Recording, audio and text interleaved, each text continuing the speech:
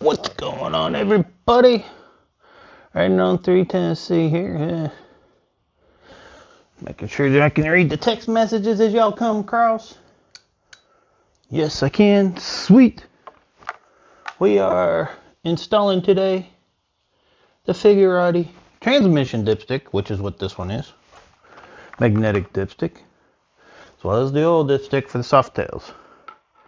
Now, just to show y'all, as you can see, they got a huge, strong magnet in them. Strong enough that, yeah, you can hear it click. So, this is what we're putting in the bike today. Help gather up that engine, the metal, that's tiny molecule of metal.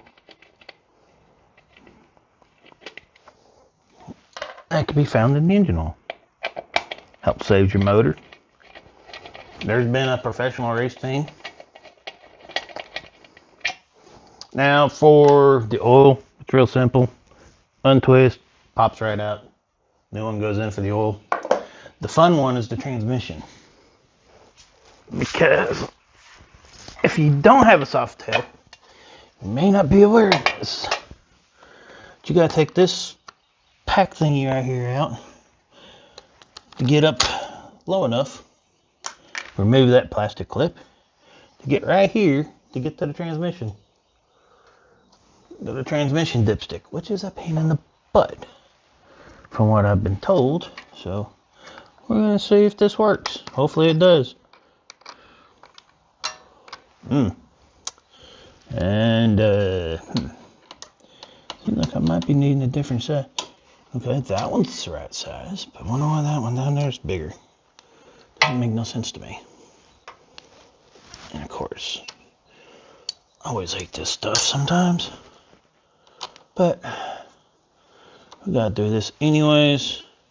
And probably while I've got this out, because this is the exact same thing procedure wise that you would have to do if you're replacing your battery on a softail. So, gotta take this bolt out up here, take the cover off, take that bolt out. Let's see, what other one do we got here? This one down here, which I think it's a 7/32 maybe? Nope, smaller, 3/16. And I'm gonna say that one's not gonna be right either. It is 3/16. Of course, the dipstick's in the way, but I don't exactly want it to be just wide open for anything to just drop on in there. May just take a towel here in a second, put it in there. Keep anything from being found in the oil. But that's the reason why I've actually liked these. They actually sold themselves from the ride from Sturgis, because the ride from Sturgis, I actually bought a set of these for the Tri-Glide, and the oil as well as the transmission both had metal shavings, a good bit of them on them when I got to the house from Sturgis. So since then I decided that yes, I will be buying another set of figurati dipsticks for the new bike when I got it. Hence I've got it now. And okay, we're ready to take that cover thingy off the side. I'm gonna grab me a rag real quick, or a towel, stuffed down inside the old point. Keep anything from falling down in the oil, because we all know you definitely don't want nothing foreign in your motor oil. So take the old one out, stuff a rag in there, and then make sure this comes out like it's supposed to. Okay, yeah, I've seen where people have said that you may have to clip the zip ties to be able to move this piece right here, which holds the ECM, as well as some of the other wiring. but it's actually the same thing you got to do to get to the battery on a softail. So let me get something to break the zip ties with, and we will put the new transmission dipstick in as soon as I find a pair of clippers. Where are my clippers at? There.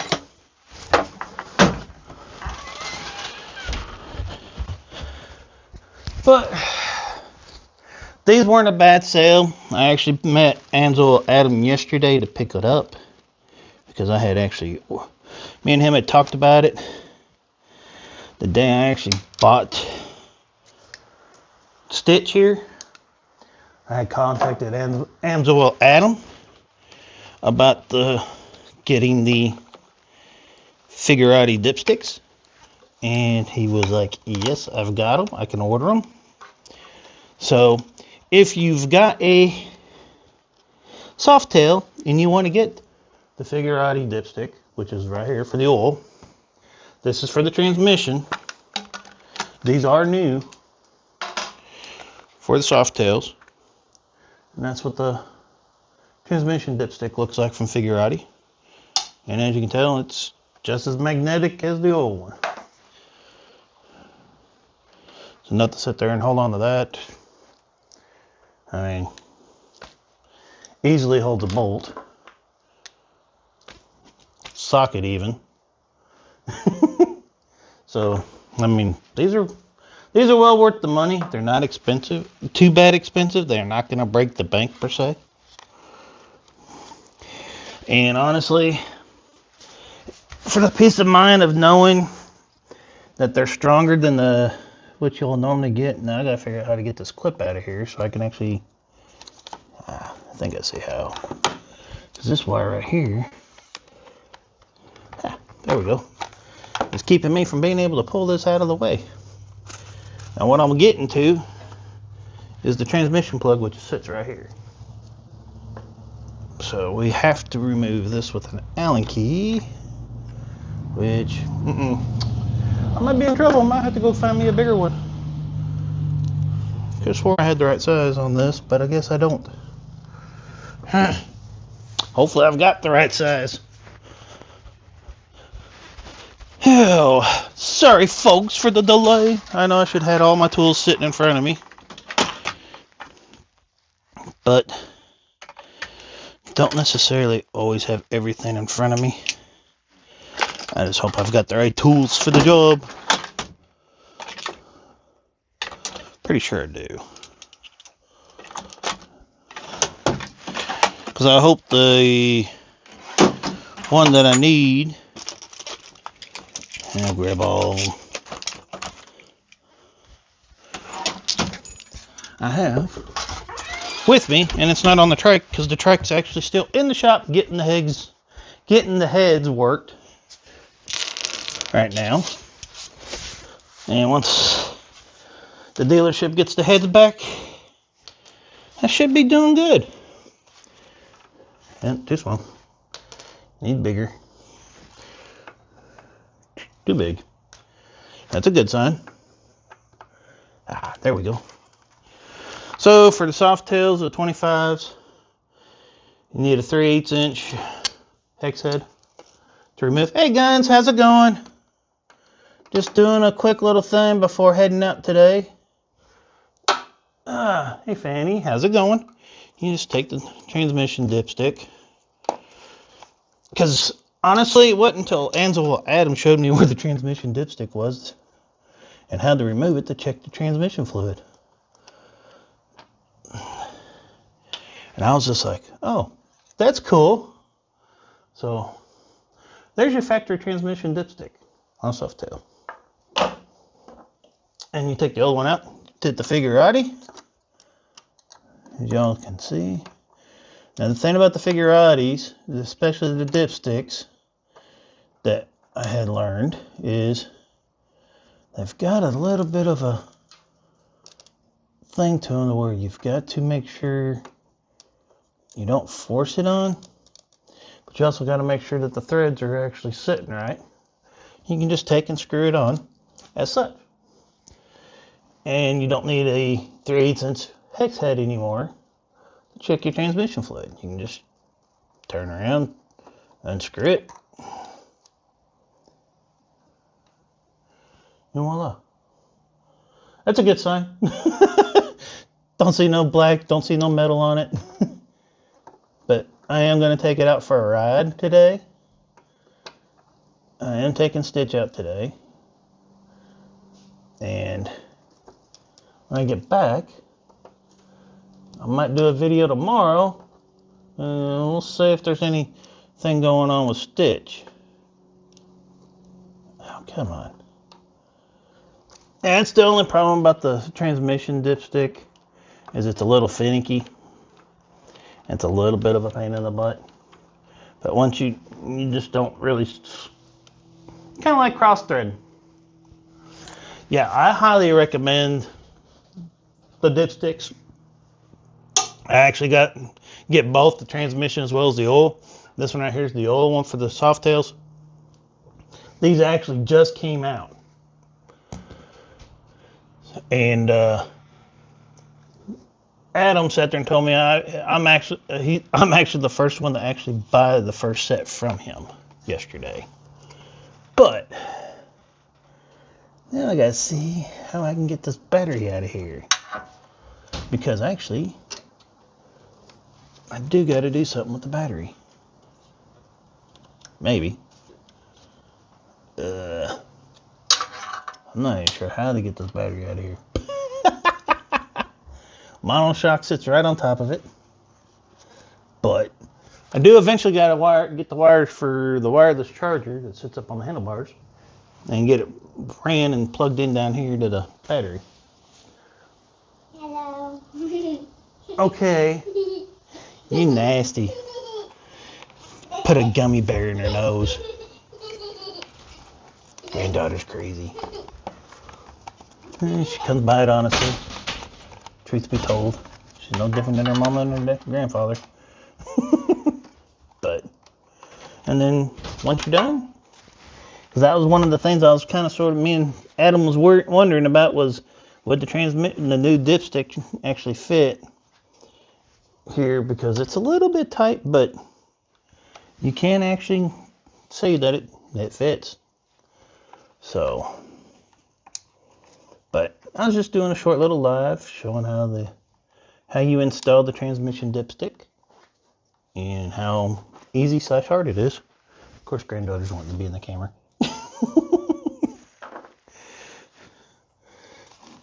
But what are you doing? I want to get in the camera. Okay, Booktooth. Hello, people. She just recently lost both of her two front teeth. So. I'm a gorilla. Alright. She's being silly. But, so. And. Was it this one? Yeah. But, as you can see, it's nothing to it really. Just taking them out and putting them back in. Taking this little piece of plastic off. This plastic cover, putting it back on. Tighten all the screws back in. Because, like I said, this is the ECM for softails. And it's on this plate. So, that's actually the first time I've actually had this thing off, to be honest. But, stay tuned. Don't go nowhere just yet. Now that I've actually got that bolt on, I can actually take this out. Let's put the dipstick in. Let's see if it finds anything. But, as you can tell, that's what it looks like on. I got the black one. I thought about getting the blue, but I decided to go with the black. And nothing showing on the dipstick as of yet. We'll see what it shows when I get done riding. Because there stands a good chance that it'll probably change. What? What are you doing? Baby. You're being crazy. You're just being a crazy child today, ain't you? Yeah, because I normally don't get to be in your videos. That's because you don't go riding with Pop Pop. No, I only like the videos when Now, if you The used ones to go with that- riding with Pop Pop, you'd be in more videos. yeah, I only like the ones that you're doing right now. Not the bike ones. I do not like riding bikes. Oh, you ain't even been on a bike yet to ride.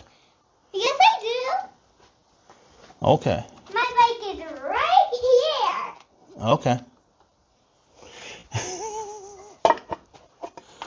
But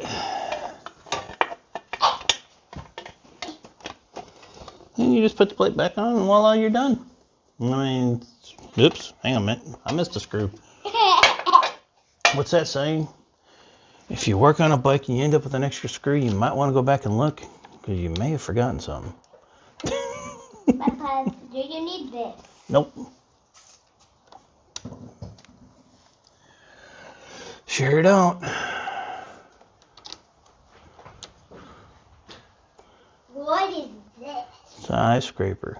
Oh, one time I thought this was something different, and my mom told me to go outside and ask if the windshield was frosty, and I used this, and I was like scraping it. Mm-hmm. Oh. Stay safe out there, people. Oh, you did? That's cool. Glad to hear that, Guns. Do not ask why I have a spider on my head. Hopefully I'll see you and a bunch of others at Mobbing next year. Whether it be Mobbing the Mountains in West Virginia or Georgia or even Sturgis. Those are the 3 confirmed Mobbing America stops as of right now. There is supposedly rumors that there might be some more added ones. So, if you like to ride, and like to hang out with people that likes to ride, and you like good riding roads, go to rollingthrottle.com, click on the Mobbing link, and it has the dates for all 3 stops that are confirmed right now. First one being in Suches, Georgia, which is where I was at yesterday. April 23rd to the 26th at Two Wheels of Suches Inn. And then, of course, sit over here for a second. Yeah, wearing my shirt today, Drew, and taking sweet, yes, and then Sturgis, which is the Sturgis stop is actually the week prior to the rally officially starting. It will be at, oh gosh, I swung by there about 2 or 3 times this year when I was at Sturgis. But it's one of the shops there in Blackhawk, actually, just outside of Sturgis, between Sturgis and Rapid City. And then, hey Brand, how's it going? Welcome to the channel. And so we got April 23rd, 26th is the first stop at Suches, Georgia, where you can ride the Suches Loop, Dragon's Eyes, which is 2 different loops. The one being the Hayesville Loop, or is it Hayesville? Young Harris Loop, Haynesville, something like that. It's one of those loops that runs almost into Helen, and then you got the Suches Loop, and then Blood Mountain in the middle connects them, makes the bridge between the eyes. And then you got Highway 60, which is what I just got done. It's still actually being processed right now. That will be on YouTube later, that I did a riding video from, actually somewhat of a vlog. It's a little bit lengthy, sorry, but start in Morganton, ends in Suches, and I get to the end. Ah, okay. Welcome to the channel. Hiya. But so in April we'll be in Georgia. June we'll be at Mobbing in the Mountains. in West Virginia at Buffalo Trail Campground, I believe is the name of it. I'm trying to remember off the top of my head, where we'll be pretty close to the back of the Dragon.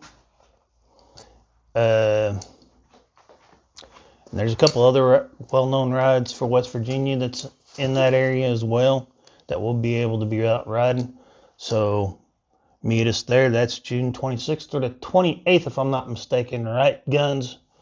I don't have all the information directly in front of me. As you can tell, I'm outside, so not exactly looking at everything. And then also have the Sturgis stop in South Dakota, naturally at Sturgis, the week before the rally, where we can run Iron Mountain Road, Needles, Devil's Tower. What else is there? Badlands. All kinds of nice roads out that way. I've been riding quite a bit on, which granted Iron Mountain Road's my favorite, hands down. And then, of course, if you want to take an 8-hour ride, 24th to the 27th. Okay, thank you, guns. But if you want to take about an 8-hour ride, spend the night, maybe 2, you can actually hop over to Yellowstone from Sturgis. It takes about 8 hours to get there. And then go across Beartooth Highway and check out Yellowstone for a day and then ride back. Because that's one of the things I think I'll probably actually do this year during Sturgis, is actually head over towards Yellowstone again. Because the videos that I got from 2020, some of them are alright, but I don't really like the outlook of it. Just like yesterday, I've kind of realized that trying to do video vlogs and decent riding videos with a 360 camera just doesn't show exactly how sharp a curve is and how much you're actually leaning a bike per se. So, I mean, yeah, there's still a little bit of a chicken strip. I mean, it's about right there. I mean, I've got wear at the tip. Well, you can't see. There's about that much from off the edge of the tire. I've ran the rear tire all the way to about that far off from the edge, so been leaning the bike pretty good. It's just I look at the videos and I'm like, the video on the 360, I guess it might be just the way how it's angled too. It just looks like I'm on the trike still. Everything's just flat. It's like, what the heck? So I gotta figure some stuff out with that, and then the sound. But hope y'all enjoy. But I do highly recommend Figurati dipsticks because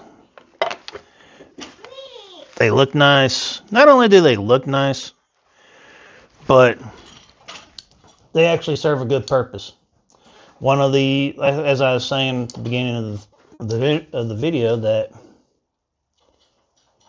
one of the race teams, Harley race teams, just recently did a short video of how the dipstick, the Figurati dipstick they put on their bike, actually saved their motor during a race. Because I guess the motor disappeared. And the nice thing about it is they come in these nice little boxes. Got a little business card from Figurati. Man, it looks pretty nice. And the transmission dipstick is stainless steel. The oil dipstick is actually aluminum. So they are performance grade and performance dipsticks. And this is the box of the transmission. The oil one's about that tall, a little bit wider. I didn't have room on Stitch to carry the box, so Adam decided he's gonna let him keep the box. So luckily I was able to leave the box with him for the old one. But they are lifetime guaranteed. So if for whatever reason the magnet stops working on them, or it starts to lose its oomph, I guess, you can turn around and let them know, and you should be able to get a new one for, I guess, free. I haven't had to deal anything with the warranty company, so I don't really know much about it. Hopefully, Dr. Harley will get the figurati on one of his lives soon, and be able to ask about that situation. What happens with warranty claims, and how does their warranty claims actually work?